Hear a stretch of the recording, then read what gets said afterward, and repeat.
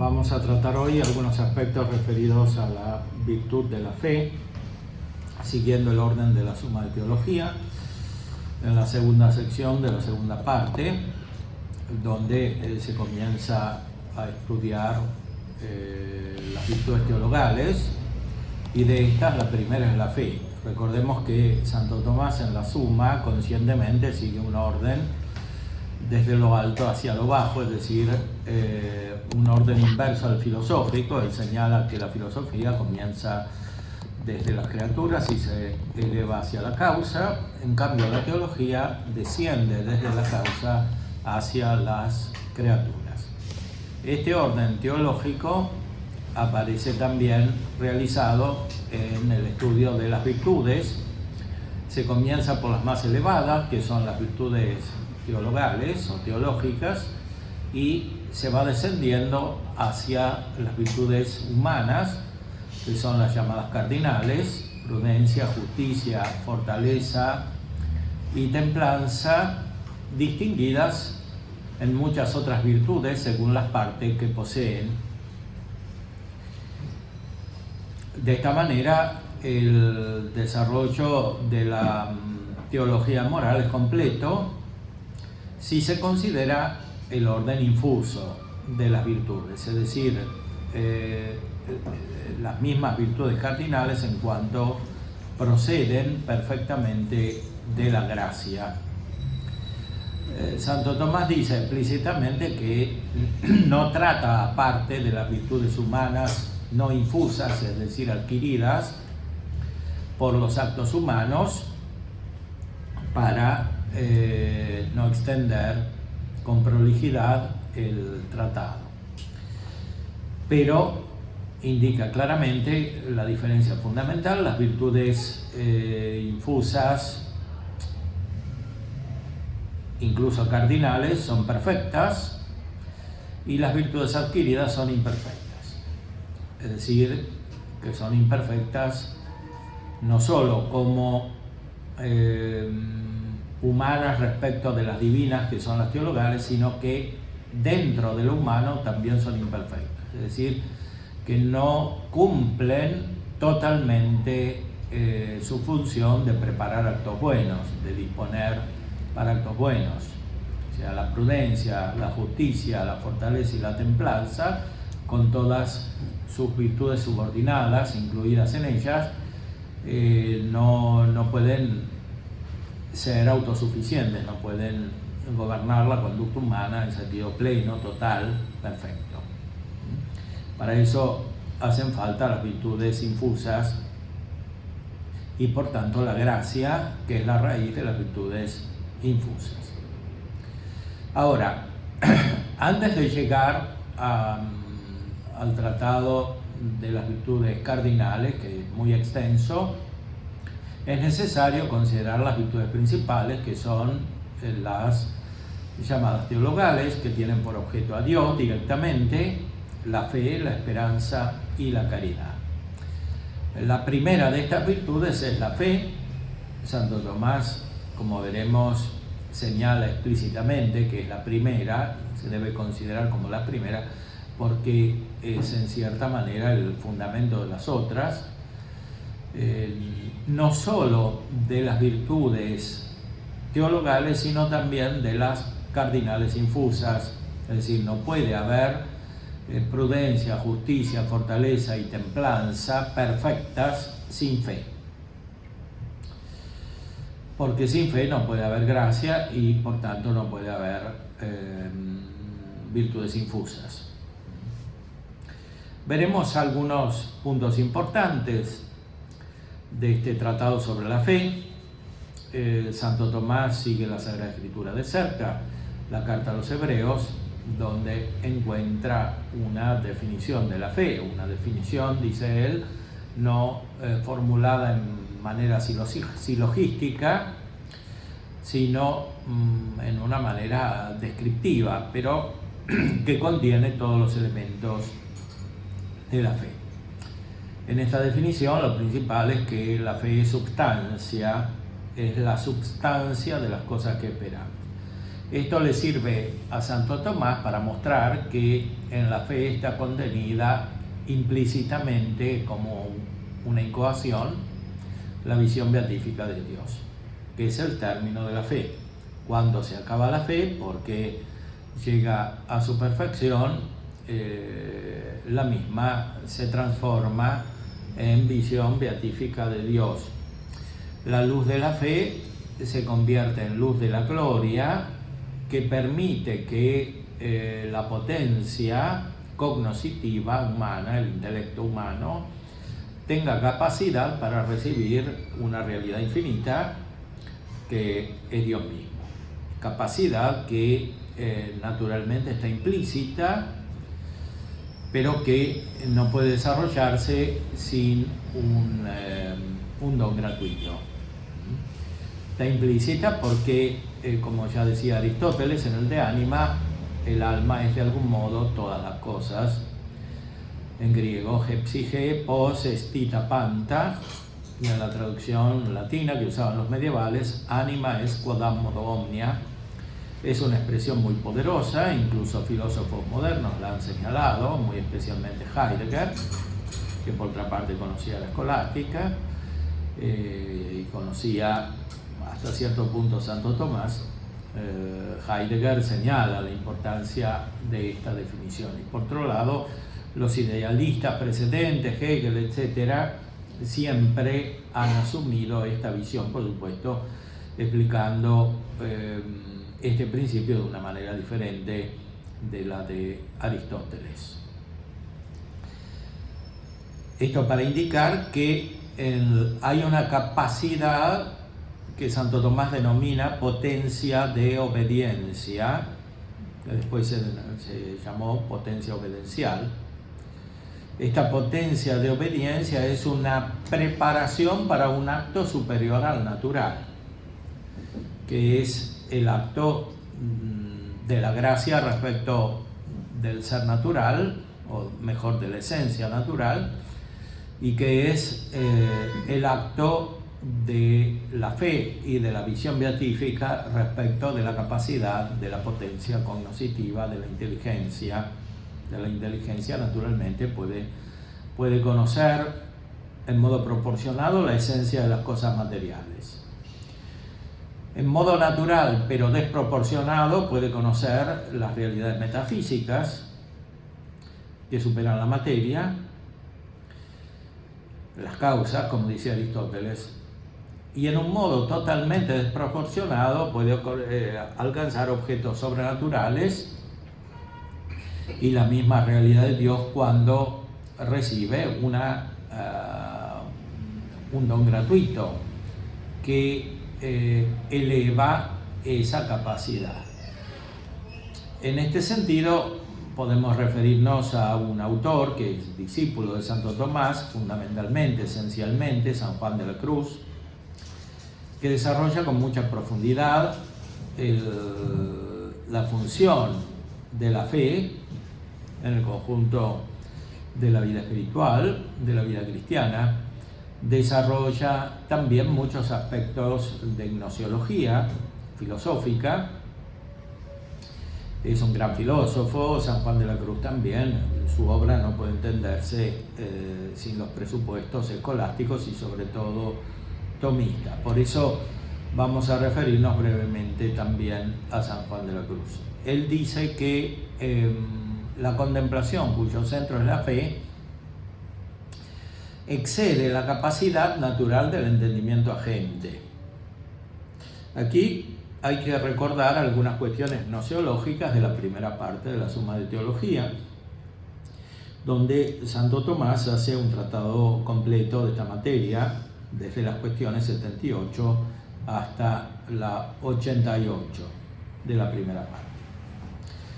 Aquí, especialmente en la cuestión 79, trata acerca del entendimiento agente, la función que tiene hacer que lo inteligible sea en acto, facere intelligibilia esse in actu, o directamente facere intelligibilia, es decir, hacerlo inteligible. porque lo sensible, las cualidades sensibles, incluso cuando están en los sentidos internos, no son suficientes para producir el acto intelectual. Lo inferior no puede producir lo superior.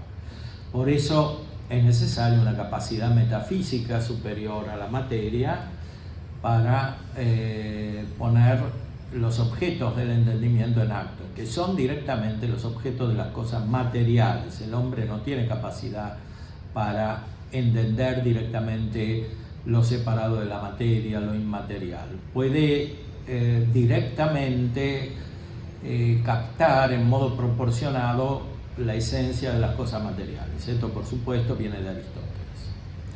Ahora, en estas cuestiones, Santo Tomás explica que el entendimiento humano no se limita a esta función. En primer lugar, puede conocerse a sí mismo y el entendimiento es ya una realidad inmaterial. Lo mismo puede conocer el alma. No solo por vía de razonamiento, a partir del conocimiento de cosas externas, sino también de una manera directa. Entiendo que entiendo, dice a veces Santo Tomás. O sea, el entendimiento, cuando entiende, no puede no entender que está entendiendo. Esto, por supuesto, después ha sido desarrollado de una manera desviada respecto de la explicación tomista, sobre todo en la modernidad. Entonces se propugna una conciencia de tipo absoluto, en la cual todos los objetos están contenidos dentro de la conciencia y no se sale de la conciencia, ¿no? Incipientemente en Descartes y después en el idealismo absoluto esto es así. Sin embargo, hay que señalar que para Santo Tomás hay un verdadero conocimiento de sí que tiene la capacidad inmaterial de entender. Y esto se extiende no solo a los actos intelectuales, sino también a los volitivos. O sea, cuando alguien realiza un acto de voluntad propiamente tal, no un acto afectivo denominado voluntario, sino un acto propiamente voluntario, es imposible que no tenga conciencia del acto voluntario. Porque, como ya decía Aristóteles en el De Anima, la voluntad está en la razón. O sea, no tiene sentido fuera de la razón. Es algo, en cierta manera, para Aristóteles, de la razón. Por eso hay conciencia. Derivadamente hay conciencia de otros actos, incluso conciencia de operaciones inferiores de la sensibilidad en el conocimiento y en el afecto. Porque evidentemente lo superior unifica lo inferior. Ahora, Aristóteles ya había indicado que el conocimiento de Dios es superior incluso al conocimiento no solo de las cosas materiales, sino del alma misma. O sea, es algo divino, decía él. Solo Dios lo tiene, pero como Dios no es envidioso, señala el principio de la metafísica, lo comunica. Entonces, hay que aspirar a este tipo de conocimiento, que produce felicidad. En el libro 12 de la metafísica dice que Dios es feliz, que es vida, que es conocimiento de conocimiento. A veces nosotros recibimos algo de esto, dice Aristóteles, en algunos momentos. Lo que está indicando ahí es una forma de mística natural. Un tipo de mística que incipientemente, con deformaciones y oscurecimientos, está en Platón, que después reaparece en los neoplatónicos y de una manera mucho más deformada todavía en la filosofía moderna y en los idealistas. Pero Aristóteles es mucho más sobrio y dice solamente lo que se puede decir. Platón dice más de lo que se puede decir, por eso introduce mitos, etc. Aristóteles no usa los mitos, más aún al principio de la metafísica dice que los los poetas, o sea, los mitólogos o estudiosos de los mitos, mienten mucho, o sea, que dicen falsedades. Porque lo propio, el gran descubrimiento de Aristóteles es que la filosofía es ciencia y que tiene que ser solamente ciencia, no pueden decir nada que no sea racional. Esto no excluye que la misma razón reconozca algo que es súper racional, especialmente en el conocimiento divino. Está implícito en todo el tratado de la inteligencia de Aristóteles que la inteligencia es divina. Los griegos tenían un concepto muy amplio de lo divino, pero está aplicado muy especialmente a la inteligencia. Entonces, hay una mística natural que pueden tener en sentido propio solamente los que tienen la capacidad de conocer que existe Dios y las realidades superiores de la materia, que para Aristóteles no son todos. Entonces, cuando se llega verdaderamente a la causa de las cosas. Ahora, esta capacidad produce un cierto enceguecimiento. Por eso, en el segundo libro de la Metafísica, Aristóteles cita la lechuza o el murciélago, según las traducciones, y formula una frase que será después asimilada de muchas maneras por los místicos y también por San Juan de la Cruz, como veremos. O sea, que los ojos, que la inteligencia humana frente a la luz de Dios es como los ojos de la lechuza frente a la luz del sol. Precisando y continuando en cierta manera el mito de la caverna de Platón. Entonces,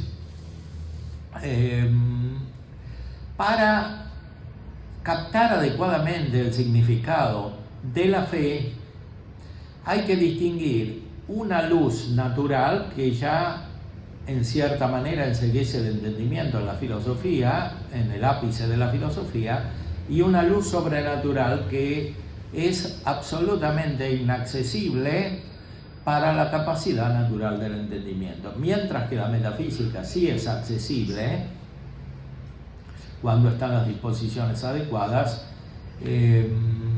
la luz de la fe no es accesible a la capacidad natural del entendimiento.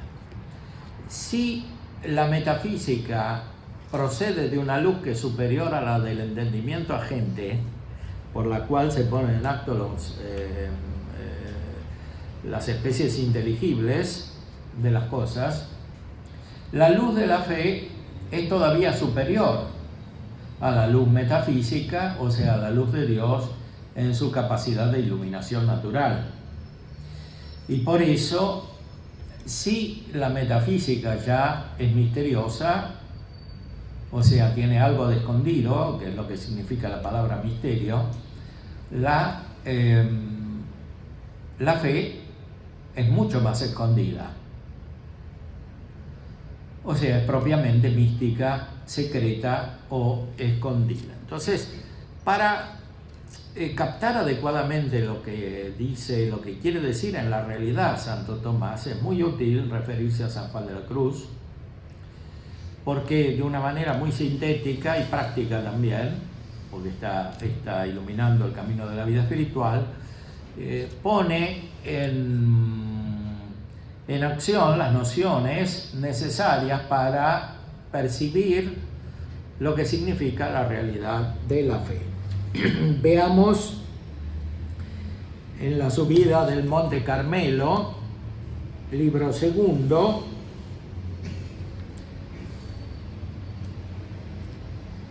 capítulo 8, número 6.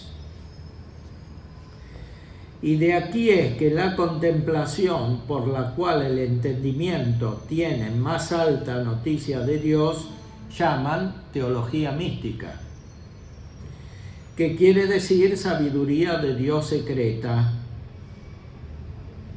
porque es secreta al mismo entendimiento que la recibe. y por eso la llama San Dionisio rayo de tiniebla.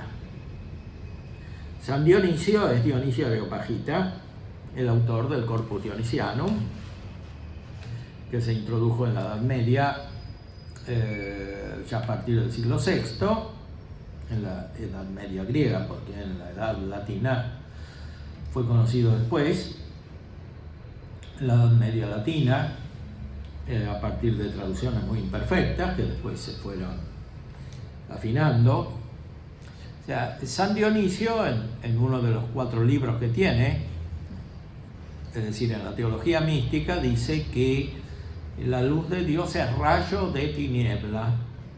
Rayo de tiniebla porque indica que cuando viene la luz de Dios, la capacidad del entendimiento es superada. Y entonces se produce el efecto de la oscuridad en vez de una superluminosidad.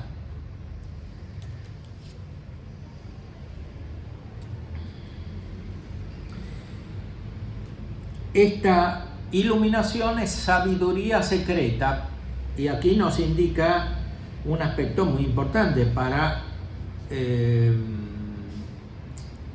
distinguir el orden natural del conocimiento del sobrenatural. Sabiduría de Dios secreta, porque es secreta el mismo entendimiento que la recibe. Hace un momento indicábamos que cuando alguien entiende, entiende que entiende. O sea, que entiende no es algo secreto, es manifiesto a su conciencia. Y lo mismo se diga de los actos de voluntad. En cambio, en el orden sobrenatural, esta capacidad que tiene la conciencia de considerarse a sí misma es superada. Entonces, es un conocimiento que es secreto para el mismo que lo tiene. O sea, que es escondido para el mismo que lo tiene. Por supuesto, la evolución mística, el camino espiritual, consiste justamente en un perfeccionamiento de este conocimiento que a su vez permite un inicio de conciencia, o sea, de conocimiento sobrenatural. Todo esto lo indico porque está presente en el acto de fe y en la virtud de la fe, que es disposición para ese acto, como Santo Tomás le explica en la Suma. Es útil referirse a otra visión, como esta de San Juan de la Cruz, para ver más en concreto estas nociones tomistas que de otra manera pueden parecer abstractas. Continúa San Juan de la Cruz, hablando de esta sabiduría secreta, de la cual dice el profeta Baruch: no hay quien sepa el camino de ella, ni quien pueda pensar las sendas de ella. Luego, claro está que el entendimiento se ha de cegar de todas las sendas que él puede alcanzar para unirse con Dios. Se ha de cegar de todas las sendas, quiere decir, ha de dejar los caminos, o con una palabra que usa el mismo Aristóteles, los métodos. Aristóteles es el primero que usa esta palabra método al principio de la metafísica, explicando que se ha descrito todo el método, que es el camino, la senda, como dice aquí San Juan de la Cruz. O sea, no hay método suficiente como para percibir las verdades de fe, para ejercitar el acto de fe. Esto, por supuesto, se percibe inmediatamente que tiene una oposición espiritual respecto del discurso del método, o la primacía del método, que es propia de la modernidad, ¿no?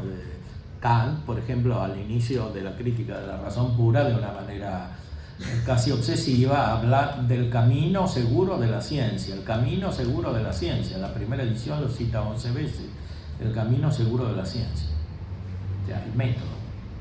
O sea, el pensamiento moderno está obsesionado por el método, que quiere decir por la seguridad. por la certeza, que es una noción capital para percibir lo que es la fe, porque como dice el mismo San Juan de la Cruz, siguiendo la escolástica, la fe es un hábito cierto y oscuro. Cierto y oscuro. Para el iluminismo no puede haber algo cierto y oscuro. Si es cierto, es luminoso. O sea, el iluminismo se desarrolló como una actitud de búsqueda de las luces para disipar las oscuridades de la fe,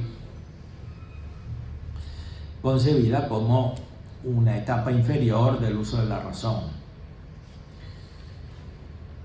Ahora, veamos lo que dice aquí San Juan de la Cruz en este libro de la subida. Luego, claro está que el entendimiento ha de cegar todas las sendas que él puede alcanzar para unirse con Dios. O sea, no hay método. No hay método natural. Y enseguida agrega, Aristóteles dice que de la misma manera que los ojos del murciélago se han con la luz del sol, el cual totalmente le hace tinieblas, así nuestro entendimiento se ha a lo que es más luz en Dios, que totalmente nos es tiniebla. Y dice más, que cuanto las cosas de Dios son en sí más altas y más claras, son para nosotros más ignotas y oscuras. Lo cual también afirma el apóstol diciendo, lo que es alto de Dios es de los hombres menos sabido, primero a los Corintios. Bueno, pero es muy notable que en un tratado de mística San Juan de la Cruz cita a Aristóteles. Porque efectivamente en Aristóteles hay una mística, pero es una mística natural como la que ya indicamos. Ahora, es absolutamente imprescindible tener una cierta noción de la mística natural para aceptar una mística sobrenatural, que es el problema de la concepción teológica moderna o modernista, es decir, eliminando la metafísica, se elimina de raíz la posibilidad de la fe y se retrocede al estado de una explicación iluminista de la fe, es decir, la fe como un sentimiento, como algo inferior a la razón, que es lo que explica Hegel en la fenomenología del espíritu, es decir, la fe es una etapa para llegar al saber absoluto, describiendo no solo la evolución del sujeto, sino de la cultura, de la historia. O sea, las manifestaciones de la fe en sentido propio son una preparación para el iluminismo es una preparación para el saber absoluto, para el idealismo. Entonces, este punto es absolutamente fundamental y es necesario aclararlo también en orden a la difusión de la fe, porque para que la fe sea aceptada es necesario quitar los impedimentos para la fe. Santo Tomás, en estas cuestiones que cité, tiene una observación interesante acerca de que las virtudes son solamente perfectas con la fe. Por ejemplo, la justicia es solamente perfecta con la fe. La templanza, la fortaleza son perfectas solamente con la fe. Sin embargo, las virtudes adquiridas tienen una función no para preparar la fe, porque esto es imposible. La disposición para lo sobrenatural es ya sobrenatural. Es la gran intuición de San Agustín, que Santo Tomás acepta totalmente. Entonces, no es función de las virtudes adquiridas preparar la fe, como aquellos que dicen, bueno, hay que preparar lo humano para que venga lo divino, hay que mandar a la gente al psicólogo para que después crezca en la gracia. Bueno, esa es una concepción equivocada, pero es verdad, dice Santo Tomás, que hay una función de las virtudes adquiridas, que es eliminar los obstáculos para la fe. Una cosa es preparar la fe, otra cosa es eliminar los obstáculos para la fe. Por ejemplo, si hay un obstáculo que es la ignorancia, las virtudes intelectuales eliminan ese obstáculo porque preparan el entendimiento para producir sus actos naturales que son necesarios para que se reciba la fe. Si hay una disposición humana contraria a la perfección de la caridad, de la misma fe, de la esperanza, etc., hay virtudes imperfectas que pueden servir para eliminar obstáculos en este sentido. A veces son muy imperfectas, a veces hay gente que la tienen que poner en la cárcel para que tenga un mínimo cambio. Entonces es una adquisición de ciertas virtudes en un sentido muy elemental y muy externo. Ahora, lo propio de las virtudes es que sean voluntarias. O sea, no existe la virtud involuntaria. Entonces, debe haber un cierto grado de voluntariedad, aunque sea imperfecto. Para que haya virtud, también para que haya virtud imperfecta. Ahora, para que haya virtud perfecta, la voluntariedad tiene que ser plena, por lo menos plena en proporción al grado de virtud que se tiene y que fundamentalmente se recibe, porque se trata de las virtudes infusas que vienen con la infusión justamente de la gracia de Dios. Pero retornando al tema de la fe, según San Juan de la Cruz, y no acabaríamos a este paso de traer autoridades y razones para probar y manifestar cómo no hay escalera con que el entendimiento pueda llegar a este alto Señor entre todas las cosas criadas y que pueden caer en entendimiento. Antes es necesario saber que si el entendimiento se quisiese aprovechar de todas estas cosas, o de algunas de ellas, por medio próximo para la tal unión, no solo le serían impedimento, pero aún le serían ocasión de hartos errores y engaños en la subida de este monte. El monte significa el camino espiritual que lleva a la perfección de la vida espiritual, que está en la unión con Dios, en la beatitud de la vida futura y la unión mística perfecta con Dios en esta vida. Para este camino, todos los conocimientos naturales son más impedimento que ayuda.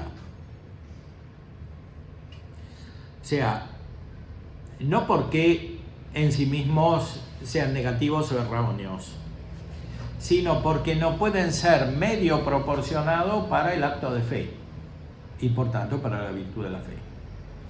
Medio proporcionado, ¿qué quiere decir? Que ningún tipo de conocimiento es suficiente como para preparar la fe, sino que la fe es un don perfecto, como dice la carta de Santiago, o sea, desciende del Padre de las Luces. Es algo recibido. Por supuesto, Santo Tomás hizo una suma teología, muchos razonamientos, mucha filosofía, muchos principios, etc. Pero en el mismo Santo Tomás, la culminación de todo ese esfuerzo de la razón, iluminada por la fe, es siempre la teología mística, como lo dice justamente al principio de la Suma. Lo dice con mucha claridad en la primera cuestión, cuando habla de la ciencia, de la doctrina sagrada, más bien, porque ni siquiera usa la palabra teología. Entonces,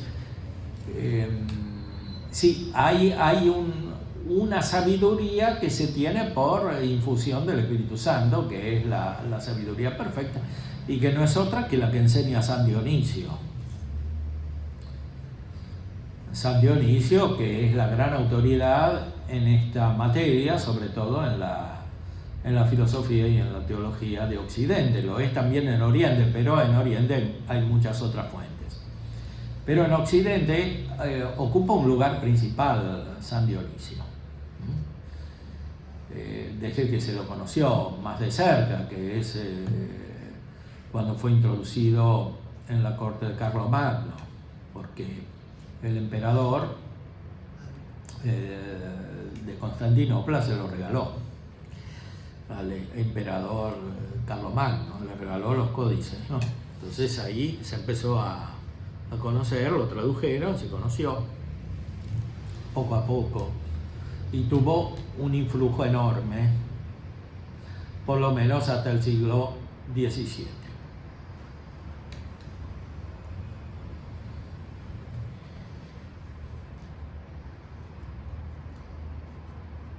En el capítulo siguiente explica cómo la fe es el próximo y proporcionado medio al entendimiento para que el alma pueda llegar a la divina unión de amor. Pruébalo con autoridades y figuras de la Divina Escritura. De lo dicho se colige que para que el entendimiento esté dispuesto para esta divina unión, ha de quedar limpio y vacío de todo lo que puede caer en el sentido, y desnudo y desocupado de todo lo que puede caer con claridad en el entendimiento, íntimamente sosegado y acallado, puesto en fe. Es decir, el camino espiritual, que es el camino de la fe, implica no solamente que hay que abandonar los sentidos, como dice Dionisio en la teología mística, sino que hay que abandonar también lo inteligible, es decir, como señala el mismo Areopagita, lo que es y lo que no es. Porque Dios está más allá de todo y nada lo puede alcanzar.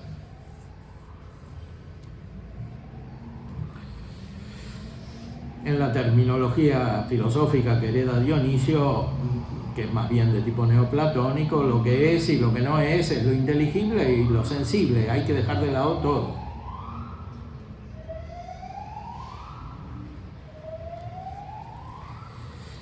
Y continúa San Juan de la Cruz, porque tanta es la semejanza que hay entre ella y Dios,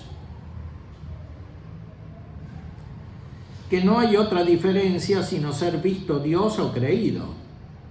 O sea, la fe de verdad es divina. O sea, es un conocimiento divino. Ya, nosotros nos imaginamos la fe como una especie de formulaciones verbales que se aceptan por medio de ciertos actos humanos, que es el concepto moderno vulgar de fe. Por eso se habla de las fees en el contexto pluralista actual, o sea, como si hubiera una fe protestante, una fe judía, una fe musulmana, etc., ¿no? Esa no es propiamente la noción de fe. La fe es una y es divina. Entonces, el que la tiene toma conciencia de que la tiene, si permanece en la fe, si persevera en la fe. Como dice San Pablo, he conservado la fe. Claro, al principio no hay tanta conciencia natural. ¿Por qué? Porque prevalecen los actos naturales sobre los sobrenaturales y por tanto sobre el acto de fe. Ahora, el acto de fe es un acto de verdadero conocimiento. Exacto. O sea, es perfección. Y por eso genera necesariamente no solo una evolución, como lo hace todo acto que perfecciona la potencia e induce movimiento, sino que produce también un autoconocimiento.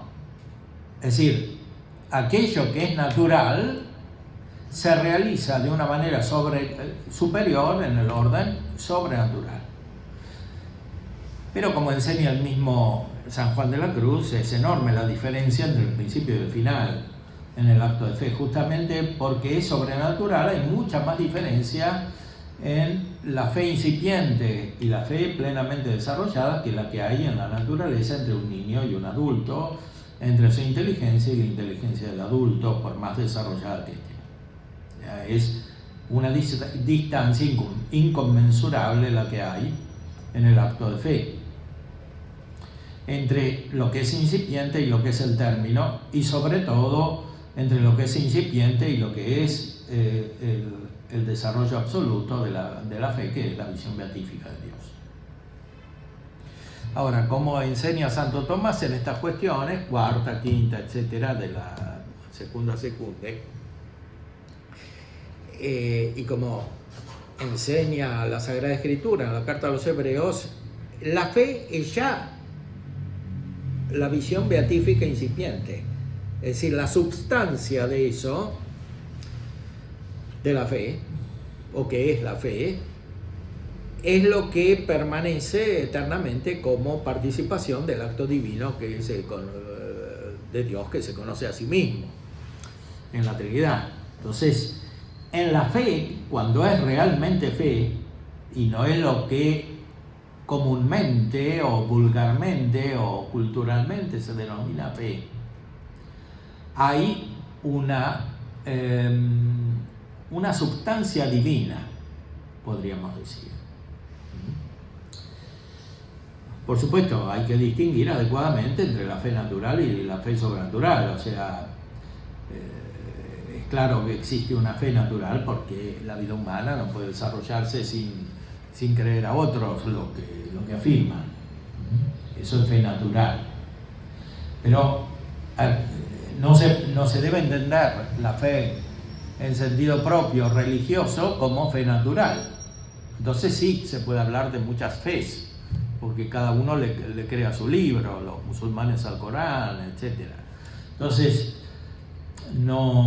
aquí se trata de una substancia, de una realidad superior, que es una realidad viva, como decía Aristóteles, superviva, como dice Dionisio. Es decir, es un acto que es superior al del conocimiento intelectual natural, porque es propiamente el que tiene Dios, que comunica, aunque sea de una manera incipiente y oscura, como estamos diciendo, como dice aquí el santo místico.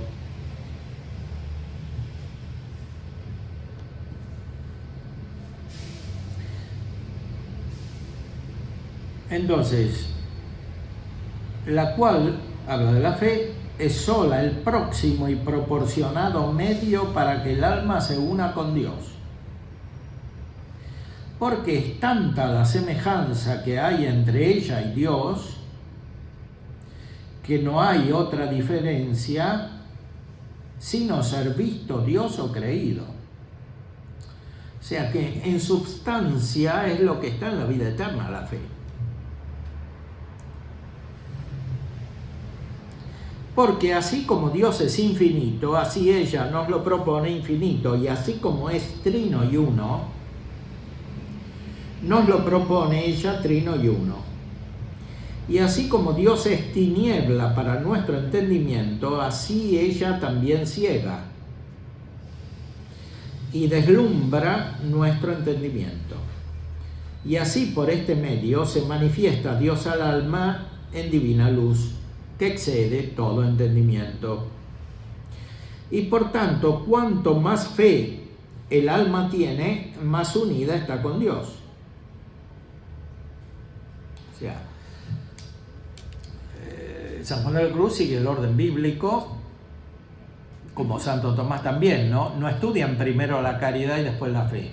Estudian primero la fe y después la caridad, que es lo que está en la Sagrada Escritura. Nuestro Señor primero suscita la fe. Primero exhorta a creer en el Evangelio y después explica cómo actuar, es decir, actuar con caridad. respecto de Dios y respecto del prójimo. Pero el orden de la Sagrada Escritura es exactamente este, es el orden de la revelación de Cristo. Primero, la fe. Sin fe es inútil hablar de caridad. La mentalidad moderna y modernista es exactamente inversa, es decir, primero la caridad reducida a una acción humana, a una operación humana, ni siquiera propiamente al amor humano, sino a una acción transitiva que termina en la transformación de las cosas externas, ¿no? Hasta confundirse en casos extremos con la visión marxista, etc. Hasta ahora los filósofos se han dedicado a contemplar el mundo, dice Marx, ahora de lo que se trata es transformarlo. Bueno, esta primacía de la praxis moderna ha contaminado también la visión de la fe y de la caridad. O sea, primero está la caridad, se obra y después se deduce que se tiene fe. Bueno, el orden de la revelación es inverso. O sea, primero está la fe, porque sin fe no puede haber verdadera caridad. Como no puede haber ninguna otra virtud perfecta.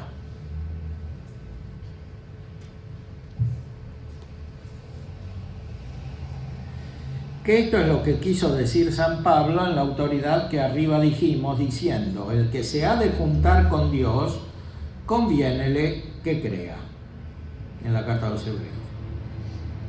Esto es, que vaya por fe caminando a Él, lo cual ha de ser el entendimiento ciego y a oscuras en fe solo, porque debajo de esta tiniebla se junta con Dios el entendimiento,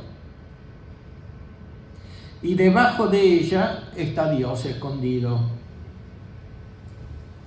según lo dijo David por estas palabras: la oscuridad puso debajo de sus pies, y subió sobre los querubines, y voló sobre las plumas del viento, y puso por escondrijo las tinieblas y el agua tenebrosa. Es una traducción de un Salmo 17. Esta expresión del Dios escondido ya viene del Antiguo Testamento y se usó en la tradición espiritual, mística, mejor mística que espiritual. La palabra espiritual es moderna y tiene el peligro de ser vaga. Podría entenderse adecuadamente refiriendo lo espiritual al Espíritu Santo, pero no siempre se hace esta referencia, entonces se habla de incluso teología espiritual o espiritualidad, etc.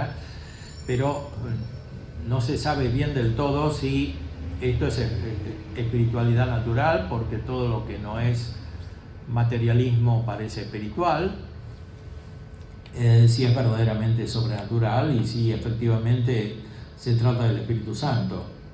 O sea, se podría utilizar la expresión teología espiritual refiriéndose a la acción del Espíritu Santo como principio de conocimiento,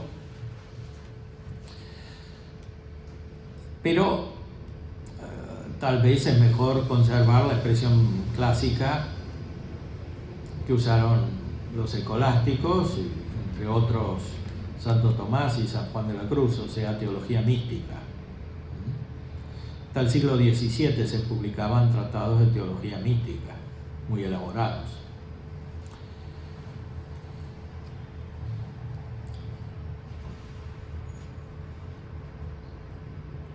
En lo que dijo que puso oscuridad debajo de sus pies y que a las tinieblas tomó por escondrijo, y aquel su tabernáculo en derredor de él es el agua tenebrosa, se denota la oscuridad de la fe en la que él está encerrado.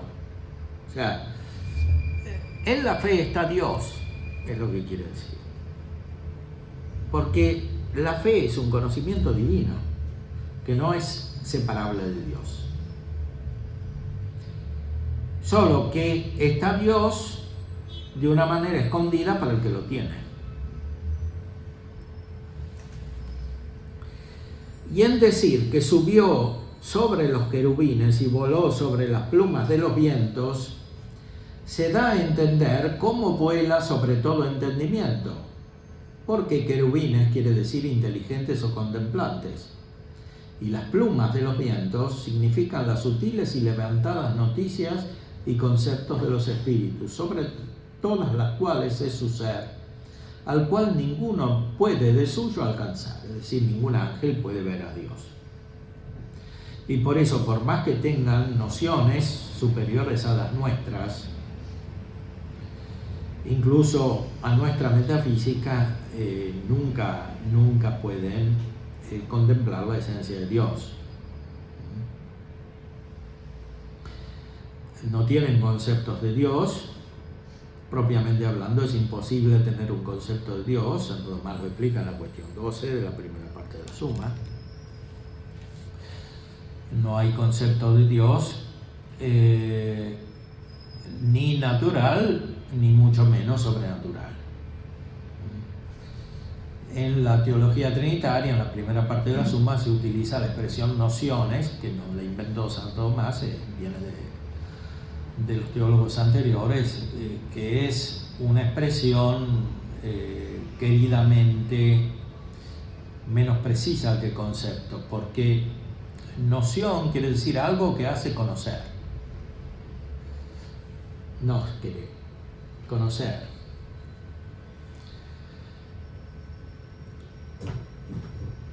O sea, hay como iluminaciones de la mente que hacen conocer la Trinidad. Esta palabra se explica especialmente en referencia a la Trinidad.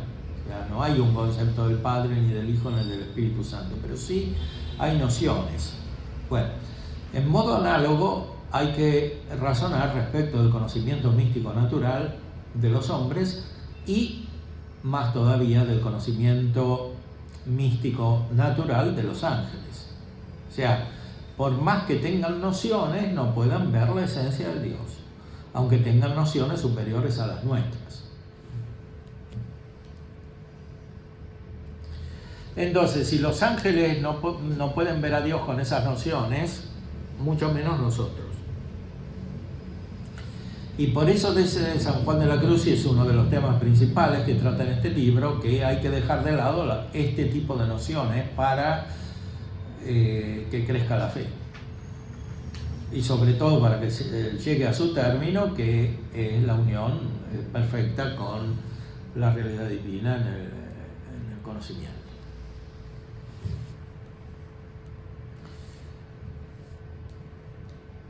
Y después sigue manifestando muchas autoridades de la Sagrada Escritura, del Antiguo Testamento, también del Nuevo Testamento, y concluye: luego, claro está, para venir el alma en esta vida a unirse con Dios y comunicar inmediatamente con Él, que tiene necesidad de unirse con la tiniebla, que dijo Salomón, en que había Dios prometido de morar,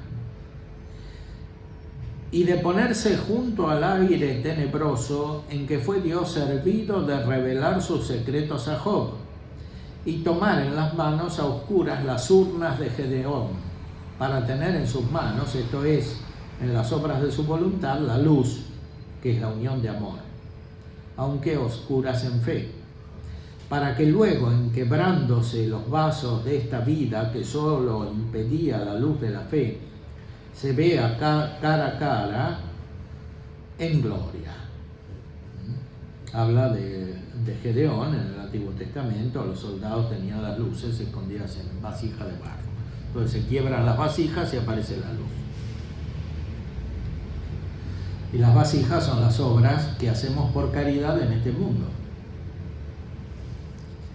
Resta pues ahora declarar en particular todas las inteligencias y aprehensiones que puede recibir el entendimiento y el impedimento y daño que puede recibir en este camino de fe, y cómo se ha de haber el alma en ellas para que antes le sean provechosas que dañosas, así de las que son parte de los sentidos como las que son del espíritu. Por eso habla él de la purificación de la memoria y del entendimiento, que es quitarse todas estas aprehensiones o conocimientos, no porque en sí no tengan utilidad, porque son naturales. Incluso los conocimientos sensitivos tienen su función, sirven antes que nada para que el entendimiento entienda en su modo natural, porque sin los sentidos no puede entender lo proporcionado y por tanto tampoco puede elevarse. Pero todo esto no sirve directamente para unirse con Dios, que es la función de la fe.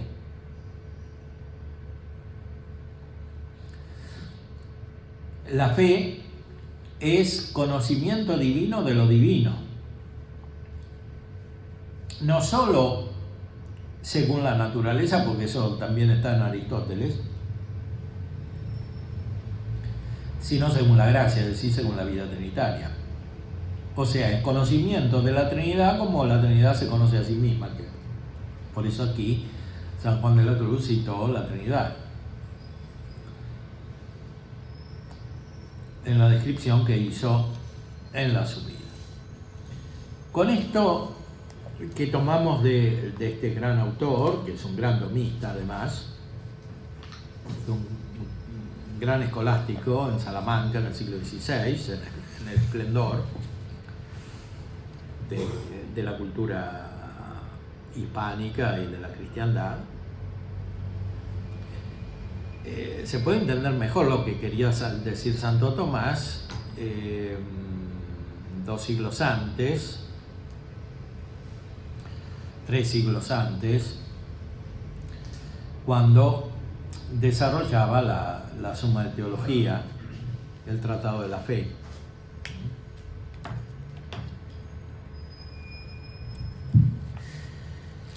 Veamos solamente algunos aspectos, algunos los hemos adelantado.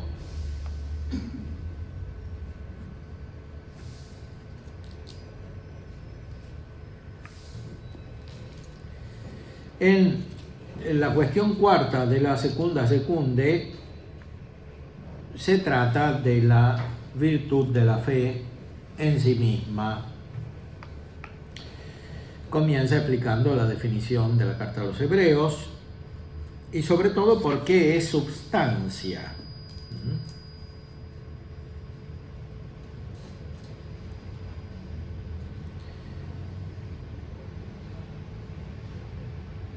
¿Por qué es substancia? Suele en efecto llamarse sustancia la incoación de una cosa, sobre todo cuando toda ella se contiene virtualmente en un primer principio. Es lo que queremos decir cuando afirmamos, por ejemplo, que los principios primeros, indemostrables de una ciencia, son sustancia de la misma, queriendo indicar con ello que constituyen para nosotros el primer elemento de esa ciencia y que en los mismos está virtualmente contenida toda ella. De la misma manera decimos también que la fe es sustancia de las cosas que esperamos, que es exactamente lo que describió San Juan de la Cruz. O sea, cómo la fe es un conocimiento tan elevado, tan divino, tan trinitario, que contiene en sí ya la incoación de la visión beatífica. Esto quiere decir que el comienzo de las cosas que esperamos está en nosotros por el asentimiento de fe, que en germen encierra todas las cosas esperadas. A esto Santo Tomás le da mucha importancia, es decir, que para la fe no es suficiente el entendimiento, hace falta la voluntad. Tanto es así que en la misma línea San Juan de la Cruz dice que por la fe conocemos a Dios, por la fe amamos a Dios sin entenderlo. O sea, describe la fe como un amor, porque efectivamente no hay fe sin amor, aunque no es todavía la caridad, no es el mismo amor de la caridad, aunque naturalmente es algo de ese amor que perfectamente es la caridad, y por tanto cuando la fe es formada por la caridad es perfecta.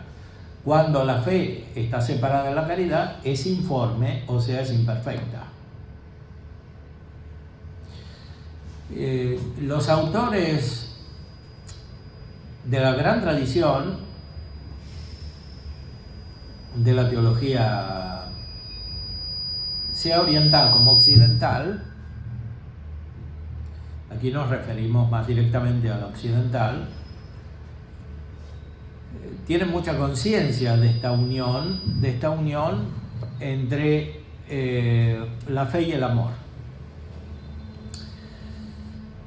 Esta conciencia se va perdiendo en la modernidad. Justamente el racionalismo es una especie de separación entre ambos aspectos. Entonces, la fe, aunque teóricamente se la mantiene como formada, comienza a desarrollarse como si fuera neutral y por tanto informe. Y esta es una concepción racionalista de la fe. Y el amor parece separado de la fe, como si pudiera ser perfecto el amor sin la fe, que es lo que prevalece en la mentalidad actual, incluso en los cristianos. Si uno les pregunta, una cosa no tiene nada que ver con la otra. No tienen ninguna conciencia de la conexión entre amor y fe. Veamos cómo explica Santo Tomás esta conexión.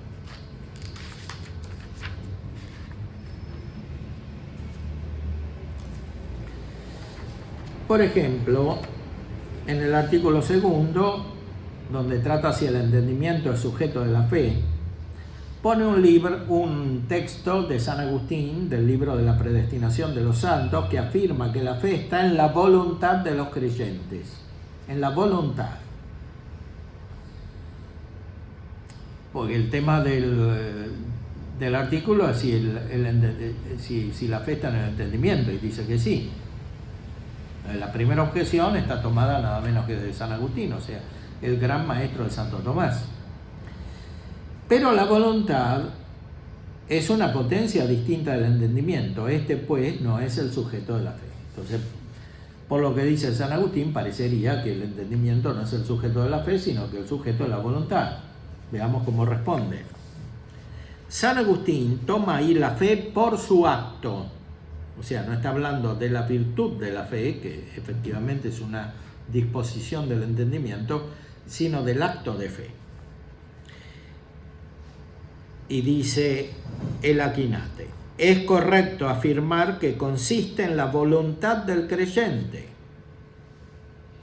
en cuanto que por imperio de la voluntad asiente el entendimiento a lo que ha de creer. O sea, Santo Tomás nunca va a decir que San Agustín está equivocado, a pesar de lo que diga Gilson, que escribió un artículo por qué Santo Tomás criticó a San Agustín. Bueno, pero no critica a San Agustín. O sea, para Santo Tomás la teología es San Agustín. Entonces, incluso desde el punto de vista religioso, un dominico sigue la regla de San Agustín. Entonces, hay una consonancia espiritual. Entonces, San Tomás dice, tiene razón San Agustín en decir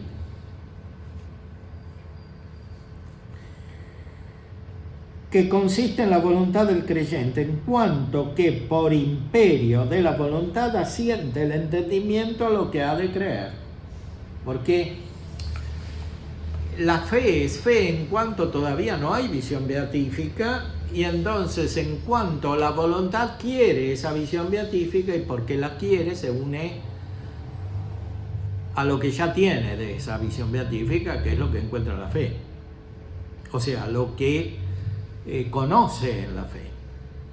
Entonces, es absolutamente inconcebible la fe sin la voluntad. Para Santo Tomás y aquí para San Agustín. Y de esta manera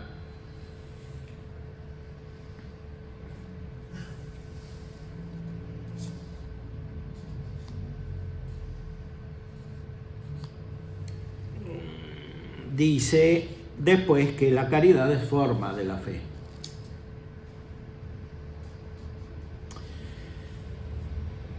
Todo ser actúa por su forma y la fe actúa por la caridad. O sea, sigue literalmente a San Pablo en la carta a los Gálatas, 5º capítulo. La fe actúa por la caridad. Esta frase la repite innumerables veces Santo Tomás. Fides per dilectionem operante. La fe que opera por la caridad. Y cada uno actúa por su forma, o sea, por lo que tiene de perfecto. Entonces quiere decir que la caridad es la forma de la fe, o sea, es la perfección de la fe. Como ya hemos indicado, los actos de la voluntad reciben su especie del fin, objeto de la voluntad. Y lo que confiere a una cosa su especie se comporta como la forma en los seres naturales. Por eso la forma de cualquier acto de la voluntad es en cierta manera el fin al que se ordena, por recibir su especie del objeto y también porque el modo de la acción debe guardar proporción con el fin. Pero es evidente, por lo que hemos expuesto, que el acto de fe se adecua como a su fin al objeto de la voluntad, que es el bien.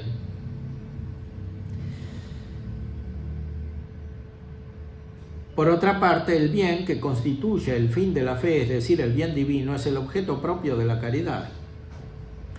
Por eso se la llama a la caridad forma de la fe, en cuanto que por la caridad se perfecciona e informa el acto de fe. Para esto hay que suponer la explicación de la filosofía y de la teología moral que hizo en la prima secunde San Tomás en la sección anterior de la segunda parte. O sea, no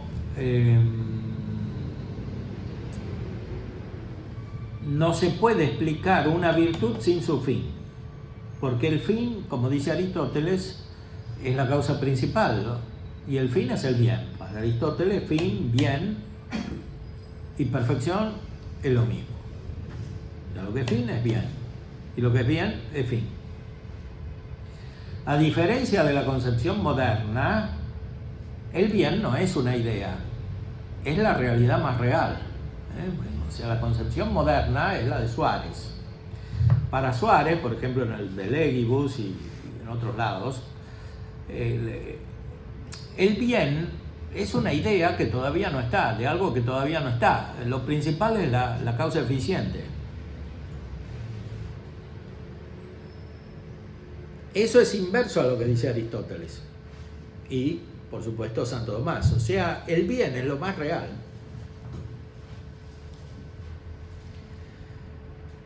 ¿Eso qué quiere decir? Por ejemplo, en el caso de la ley, que el bien ya está. O sea, está en la perfección de la mente del legislador o de Dios.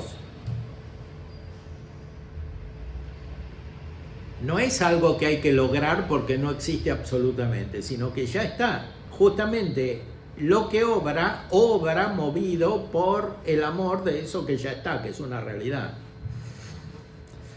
De una manera análoga hay que razonar respecto de las virtudes. Las virtudes tienden todas a un bien, que es una perfección que ya existe en la realidad, aunque el sujeto que actúa todavía no la posea en sí, sino que deba recibirla. Esto se aplica de una manera muy clara al caso de la virtud de la fe, que produce el acto de fe. La virtud de la fe es virtud, como toda virtud, porque es justa, porque es buena, o sea, porque tiende a un bien, dispone para un bien. Los actos que se producen con esta virtud dependen de ese mismo bien de una manera actual, o sea, concreta, inmediata, realizan ese bien. En el caso de la virtud de la fe, ¿cuál es ese bien? Es el conocimiento de Dios, que todavía no se posee en plenitud. Ese conocimiento de Dios es lo que se ama. Ahora, ese conocimiento de Dios que se ama no es solo conocimiento, sino que es también amor, porque en la primera parte, Santo Tomás, cuando explica la Trinidad, se refiere al verbo, que es palabra, y dice, el verbo es palabra, pero no una palabra cualquiera, sino una palabra que inspira amor.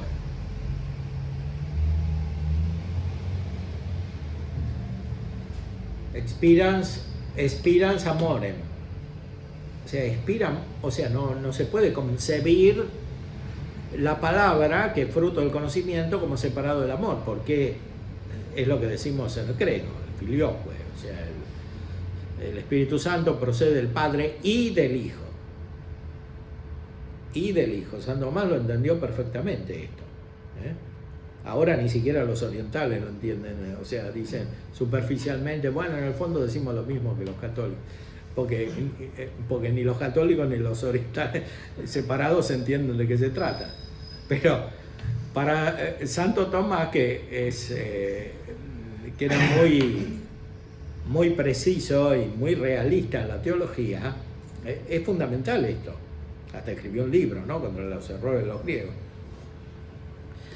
Porque, o sea, si no se explica esto, se cae toda la fe trinitaria.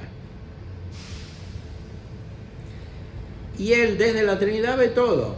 O sea, en la primera parte, en la cuestión 43, termina el Tratado de la Trinidad, en la cuestión 44 comienza la creación y desciende. Primero la creación del ser en absoluto y después las criaturas en particular, etc. Entonces, desde arriba, y incluso utiliza la misma palabra, la Trinidad es vida de las procesiones divinas, según las procesiones divinas. Y cuando trata de la creación, utiliza eso y continúa, cuestión 44, las procesiones, o la procesión de las cosas desde la causa primera. A veces dice emanación, a veces procesión,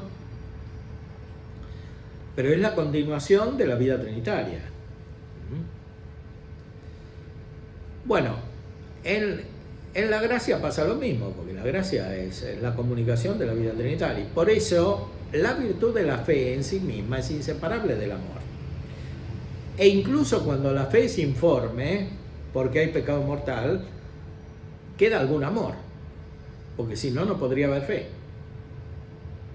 Aunque no es el amor de la caridad, es un amor imperfecto, pero sigue siendo una gracia. En los que tienen fe informe.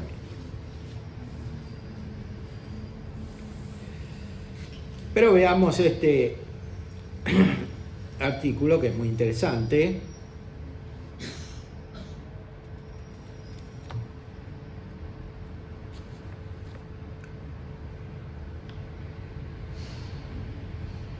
Los actos de la voluntad reciben su especie por el fin, objeto de la voluntad. Y lo que confiere a una cosa a su especie se comporta como la forma en los seres naturales. Por eso la forma de cualquier acto de la voluntad es en cierta manera el fin al que se ordena, por recibir su especie del objeto, y también porque el modo de la acción debe guardar proporción con el fin. Pero es evidente, por lo que hemos expuesto, que el acto de fe se adecua como a su fin al objeto de la voluntad, que es el bien. Por otra parte, el bien que constituye el fin de la fe, es decir, el bien divino, es el objeto propio de la caridad. Por eso se la llama la caridad forma de la fe.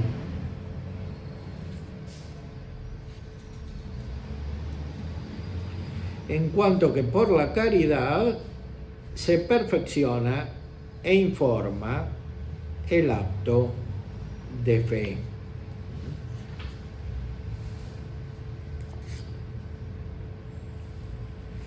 Recordemos también lo que dice un poco más adelante en el artículo 5, en la respuesta a la primera objeción, algo muy interesante, no solo desde el punto de vista metafísico, sino también teológico, según lo que acabamos de explicar a la luz de la Trinidad.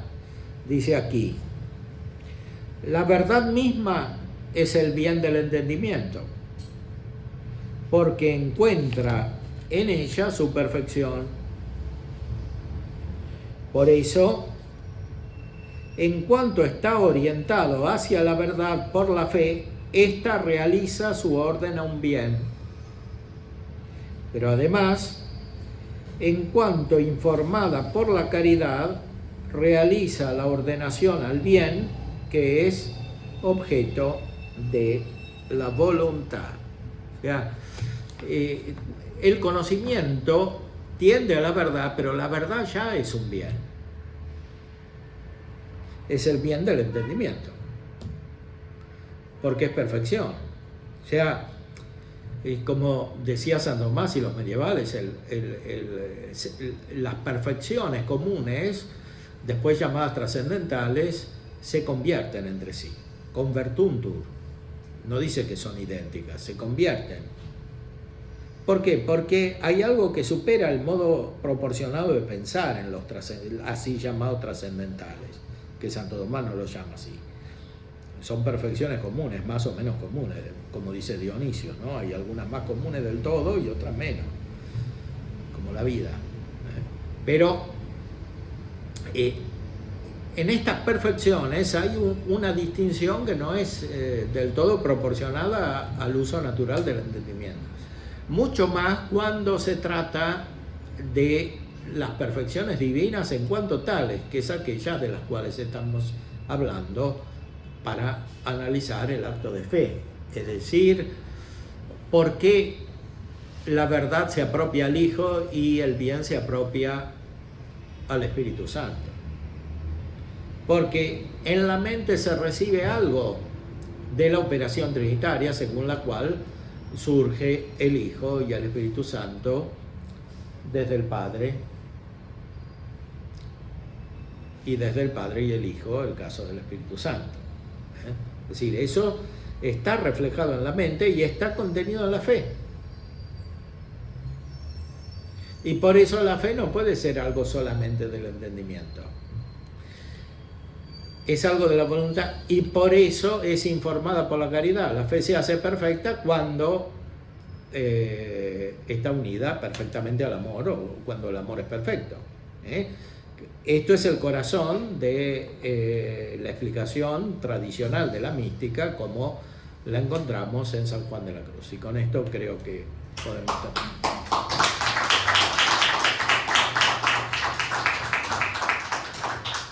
Bueno, le agradecemos al Padre Ignacio Anderegui y ahora si quieren hacer preguntas, yo voy a hacer una. Usted hizo referencia a Suárez y a Santo Tomás y a la ley, y me vino inmediatamente a la mente la aclaración que hizo el otro día el Papa León XIV respecto al matrimonio, y dijo que eso no es una idea de alcanzar, sino una realidad concreta, un modelo concreto del matrimonio. Si nos podría explicar al respecto y cómo se relaciona con esa cuestión que refirió respecto de Suárez. Bueno, se relaciona mucho porque Suárez está en el principio de la modernidad. O sea, por un lado recibe la tradición escolástica, cita a Santo Tomás, pero por otro lado tiene otros influjos que no son tomistas, de tipo escotista, nominalista, etc. Entonces, los autores racionalistas alemanes de origen protestante leían a Suárez y formaron una escolástica protestante sobre este modelo. Por otra parte, recordemos que Suárez era jesuita y que estaba difundido ampliamente en Europa y en América, que es parte de Europa, de una manera muy intensa. Entonces, incluso en Córdoba, ¿no?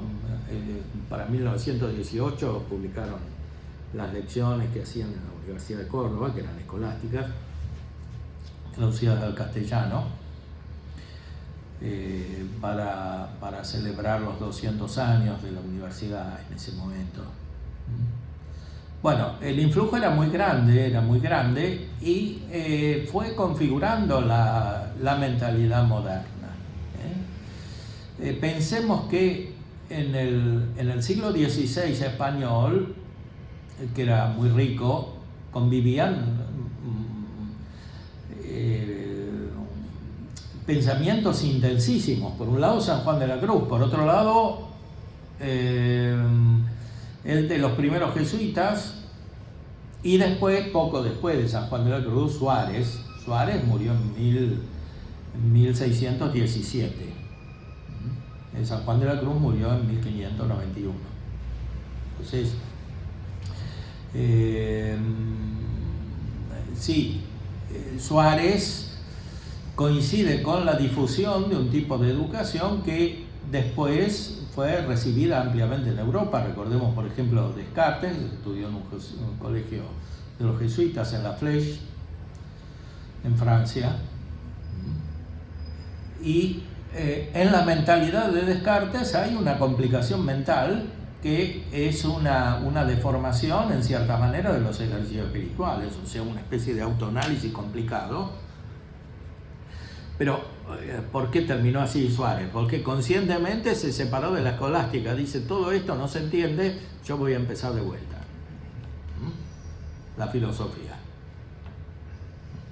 Por supuesto que no hay que echarle la culpa a Suárez de lo que hizo Descartes, porque evidentemente Suárez es muy superior a Descartes. Pero esto muestra que hay un clima intelectual en Europa muy complejo. Ahora que existe Google Books, es más fácil de percibir la riqueza que tiene la vida intelectual en ese momento, porque uno busca los libros de las bibliotecas europeas del 1500, del 1600, están todos ahí, una cantidad impresionante de obras de todas las tendencias intelectuales, pero principalmente escolásticas.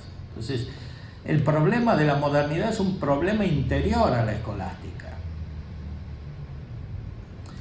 e interior a la teología también, e interior a la vida religiosa incluso, porque hay en la modernidad un alejamiento creciente de la verdadera concepción mística, como todavía está en San Juan de la Cruz, y de la verdadera teología escolástica y de la verdadera teología tomista. Pero eso es interior a la escolástica y es interior a la Iglesia. Bueno, todo eso influye en el idealismo, y el idealismo influye en la teología moderna. O sea, sobre todo después del Concilio Vaticano II, se ha recibido directamente e indirectamente el influjo de la filosofía idealista. Indirectamente a través de los teólogos protestantes y directamente a través del estudio que hacen muchos autores de los idealistas. Por ejemplo, Rahner, en su curso fundamental sobre la fe, Grundkurs, dice que tenemos que hacer lo mismo que Hegel, o sea, la fatiga del concepto, ¿no? Tenemos que hacer lo mismo que Hegel. Es un libro introductorio a la teología, etcétera, pero conscientemente lo hace en sentido hegeliano, y hay muchos otros. Entonces, en la teología moderna contemporánea hay un influjo idealista muy importante, y según este influjo idealista, que es contrario al realismo, hablando en general, la moral cambia de significación, o sea, la moral termina siendo una elaboración ideal del sujeto distinta de la realidad misma. Cuando la concepción verdadera, clásica, tomista, etcétera, es que la moral es el acercamiento a algo que ya es real, no algo que no existe, algo que ya es real. Y entonces el Papa, ¿qué quiso decir? Que el matrimonio no es un ideal, sino que es una realidad, o sea que el matrimonio es santo en los que son santos, claro, en los que tienen la gracia, y que lo otro es un alejamiento de la realidad, sea natural, sea sobrenatural, del matrimonio, porque recordemos que el matrimonio supone virtudes, empezando por la templanza y la justicia, porque hay que mantener la fe, la fidelidad, etc. Entonces, esas virtudes, como dijo Santo Tomás, no pueden ser perfectas sin la fe. Entonces, considerar que el matrimonio es ideal no es solamente un error filosófico, sino un error teológico. Porque es considerar que puede haber matrimonio cristiano sin fe, y más aún sin caridad, peor todavía. O sea, efectivamente el vínculo natural subsiste, pero informe de muchas maneras, ¿no? Sea contra la castidad, sea contra la justicia. A ver, doctor Mozo. Todo muy interesante, siempre. Pero la pelota que me quedó picando es esta, ¿no? La fe, como ya es misión beatífica, ¿no es cierto? Incuada, oscura, ¿no? Sí, claro, y esa oscuridad es curioso que cuando se pierde la fe, el alma que pierde la fe cuando tuvo la visión beatífica, ¿no? En ese concepto filosófico, ¿no? Casi peor que el que no tiene fe. Sí, claro. Por eso Santo Tomás dice que el peor pecado es la infidelidad. O sea, infidelidad en el sentido de pecado contra la fe, no contra el matrimonio. Infidelidad porque se rechaza la luz de la fe. Y sin la luz de la fe cae todo. Todas las virtudes. No porque no subsistan virtudes imperfectas, pero son imperfectas. O sea, no solo son imperfectas, sino como dicen Santo Tomás y San Juan de la Cruz juntos, es peor a veces tener esas virtudes que no tenerlas. O sea, San Juan de la Cruz, Santo Tomás lo dice también, ¿no? Que esas virtudes se les vuelven en vicio, dice San Juan de la Cruz, a los que las poseen. Sí. La omisión de la metafísica termina siendo, digamos, impactando a la fe para que no haya, digamos, para que se conciba la fe como un mero sentimiento. O sea, deja de lado la parte del conocimiento. Esa, digamos, es el punto. Bueno, es que es imposible la teología sin fe. La teología sin metafísica, porque Dios es inmaterial. Entonces, si no hay capacidad del entendimiento humano para llegar a la causa de las cosas, que es Dios, no se le puede creer. Entonces, lo que se llama fe es otra cosa, no es verdadera fe. No es aceptar lo que Dios dice, porque no se puede saber que Dios habla, porque si no se sabe que existe, tampoco se puede saber que habla. Porque la revelación es que Dios habla, Dios se comunica. La aceptación de la revelación es un acto de fe, para lo cual no es suficiente el entendimiento natural. Por eso hace falta el amor a Dios.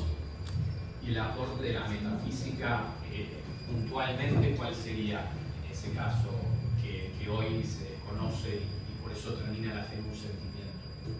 Bueno, el aporte de la metafísica es múltiple. El primer aporte es dar a conocer a Dios, que es la causa de todas las cosas. El Concilio Vaticano I incluso definió como un dogma de fe que Dios se puede conocer sin la fe, o sea, con la razón, porque es un preámbulo de la fe, o sea, es una verdad necesaria para tener fe. Entonces, si no se puede conocer que Dios existe y que tiene perfecciones, tampoco se le puede creer. Pero además hay muchas otras funciones que tiene la metafísica, comenzando por la mística. Porque fundamentalmente no puede existir la teología sin la mística. Porque la fe ya es mística, es escondida, secreta, oscura, tenebrosa, etc. Entonces, no puede existir la teología sin la mística. Y no puede existir la mística si el entendimiento está cerrado a la mística porque no tiene metafísica. O sea, porque entiende todo como una especie de análisis natural del mundo material. Eso no es otra cosa que la crítica de la razón pura, es una filosofía de la ciencia, denominada metafísica, pero es filosofía de la ciencia. O sea, es un autoestudio de la razón que se considera a sí misma y ve cómo hace para conocer el mundo material según las ciencias. Por otro lado, no las ciencias reales, sino las ciencias a priori, como dice Kant, ¿no? O sea, todo queda dentro de la razón, incluso la química, la física, la biología, la geografía, todo dentro de la razón, porque si no es a priori, no es ciencia. ¿Por qué? Porque para Kant todo tiene que ser absolutamente cierto para que sea científico. Entonces, en esa actitud no hay mística. Y si no hay mística, no hay fe. Y por eso dice él, en la crítica de la razón pura, que tuvo que anular el saber para dar lugar a la fe. Pero engañando, porque lo que él llama fe ahí no es fe, es otra cosa, o sea, es el sentimiento. Ahora, esa mística natural entonces es la posibilidad del hombre de conocer a Dios por la razón, que hoy la teología moderna lo está dejando de lado.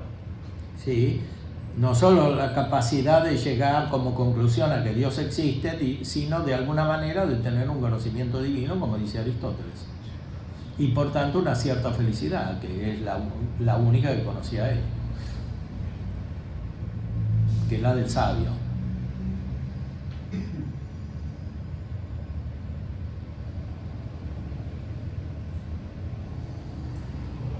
Bueno,